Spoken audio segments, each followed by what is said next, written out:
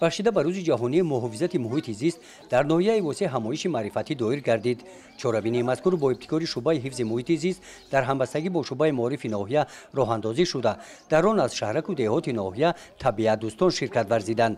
شعار و آویزه‌ها ترنمگری حفظ طبیعت، کارهای ایجادی خوانندگان مؤسسه‌های تعلیمی در وصف طبیعت که به این چاره‌بینی پیشنهاد گردیدند دلیل آن است که در دوران صاحب استقلالی کشور سطح معرفت اکولوژی نورسان جوانان بالا رفته در شرایط جهانی شوی برای اصلاح وضع ناگوار محیط زیست و پیشگیری کردن خرابشوی طبیعت با نهال شناسی و کبودزارکنی و استفاده عاقلانه ذخیره‌های آب سهمی ارزنده گذاشته ایستادند.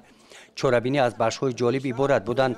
در بخش سوال جواب‌ها عاید محافظت طبیعت موقع جهانی تاجیکستان در سمت محافظت محیط زیست اشتراکچیان به سوال‌های اعضایان حکمان جواب‌های پورا گردانیدند.